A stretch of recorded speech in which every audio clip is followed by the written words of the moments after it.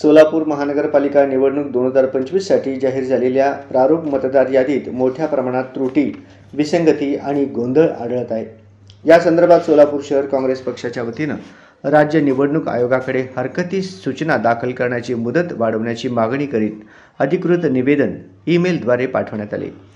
दिनांक 20 नोव्हेंबर रोजी जाहीर झालेल्या प्रारूप मतदार यादीच्या तपासणीत नागरिकांची नावे मोठ्या प्रमाणात गहाळ असल्याचे, अनेकांची नावे चुकीच्या प्रभागात टाकल्याचे, प्रभाग नकाशात नसलेल्या भागांची नावे सूचीमध्ये आढळल्याचे काँग्रेस अध्यक्ष चेतन नरोटे आणि पदाधिकाऱ्यांनी लक्षात आणून दिले आहे।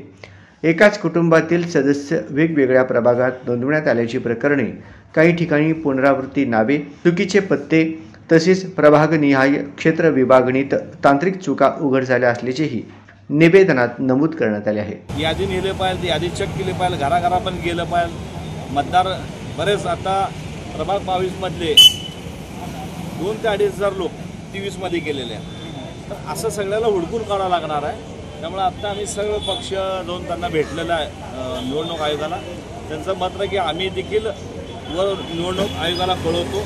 मी वैयक्तिक काँग्रेस पक्षाचे अध्यक्ष म्हणून निवडणूक आयोगाला फॅक्स करणार आहे की आणि महापालिकेच्या आयुक्ताला देखील परत देणार आहे की तुम्ही टाइम बॉम्ब दिला तो टाइम बॉम्ब आम्हाला वाढून दिला पाहिजे, अशी सगळ्यांची मागणी राहणार आहे। दुबार मतदार पण आहेत, मग दुबार मतदार आहे।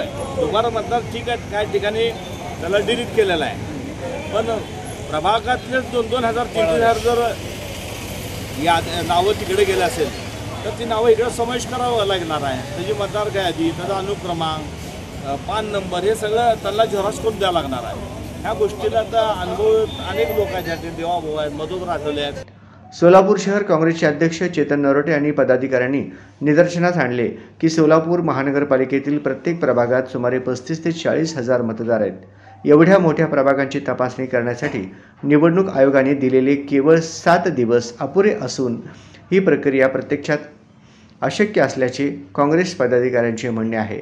अशा अल्प कालावधीत त्रुटींची दुरुस्ती न झाल्यास अनेक मतदारांचा योग्य प्रभागातील मतदानाचा मूलभूत अधिकार बाधित होण्याची भीतीही निवेदनात व्यक्त करण्यात आली आहे। या पार्श्वभूमीवर सोलापूर शहर काँग्रेस पक्षाचे अध्यक्ष चेतन नरोटे यांनी हरकती सूचना दाखल करण्याची अंतिम तारीख किमान 7 ते 10 दिवसांनी वाढवावी अशी मागणी केली आहे। पहिल्यांदाच हे असं इनबॅलन्स होत आहे। हे झालेलं सगळं निवडणूक आयोगावर माझा ठपका आहे की तुम्ही काय करायचं पारदर्शक करा, एकदाच करा।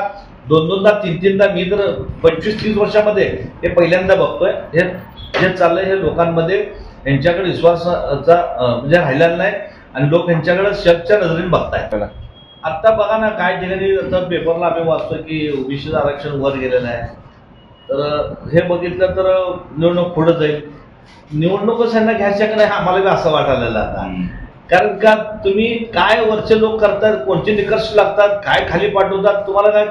आता गेल्या ओबीसी जे चिठ्ठ्या होत्या त्यामध्ये 34 पॉईंट वर काय तर 34.5 होतं। तुम्हाला ते 35 करायचा अधिकार आहे, 34 करायचा अधिकार नाही। त्यामुळे आम्ही हायकोर्टात गेलो, हायकोर्टात आमची कॅबिनेट देखील दाखल आहे। हे जे चाललंय ह्यांच्यामध्ये ताळमेळ नाही, पारदर्शक कारभार ह्यांचा राहिलेला नाही। त्यामुळं निवडणूक पुढे जाता का असं लोकांना वाटलं लागलंय। निवडणूक प्रक्रिया पारदर्शक आणि निर्विवाद ठेवण्यासाठी ही मुदतवाढ आवश्यक असल्याचे चेतन नरोटे यांनी स्पष्ट केले आहे। सदरील निवेदन सोलापूर शहर काँग्रेसचे अध्यक्ष चेतन नरोटे यांनी राज्य निवडणूक आयोगाला ईमेलद्वारे सादर केले आहे। यावेळी पक्षातील कार्यकर्ते व पदाधिकारी मोठ्या संख्येने उपस्थित होते।